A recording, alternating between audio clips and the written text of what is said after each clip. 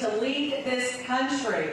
And we need to pick a winner. Her numbers are coming up in Iowa. They're coming up in North New Hampshire and South Carolina. And we got to keep our eye on the prize. If we want to take back the White House in November, we have to pick the candidate now to be the winner in November. And that candidate is Nikki Haley. So thank you all for being out here today.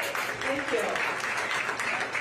She has led from the state legislature. She led as the governor of South Carolina, and she led and represented us on the global stage as our U.S. ambassador. And she has a great experience. She has been all over the state of Iowa, talking to people, answering your questions, and really understanding what we are looking for in a leader. Strong southern border, strong military, public safety, good schools for our kids, good employers and good jobs and good health care. So I'm going to let her tell her story, but I am super excited to caucus for her on January 15th. And if you have not already signed up to caucus for Nikki Haley on January 15th, please take the opportunity today to do so. I think it's a good bet, and let's get her across the finish line. And with that, with no further ado, I am going to introduce our next President of the United States, Nikki Haley. Welcome to Iowa.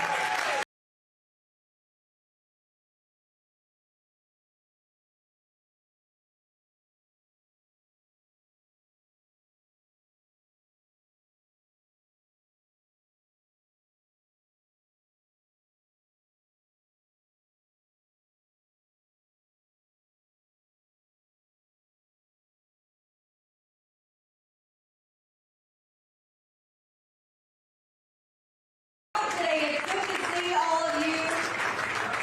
Chris, thank you for being a great partner, a great friend, a great state leader.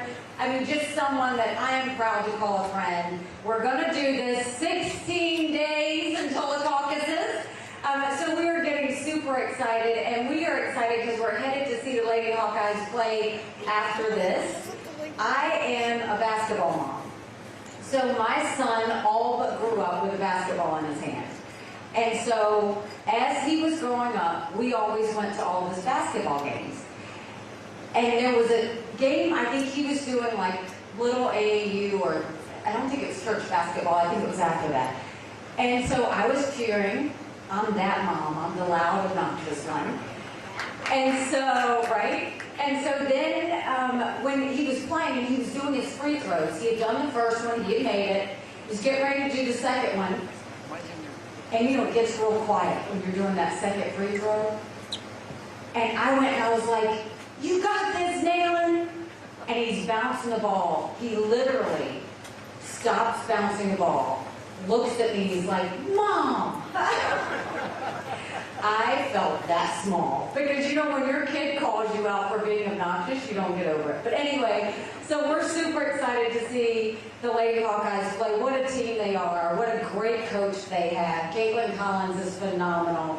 But good, strong women, so we're excited to see that.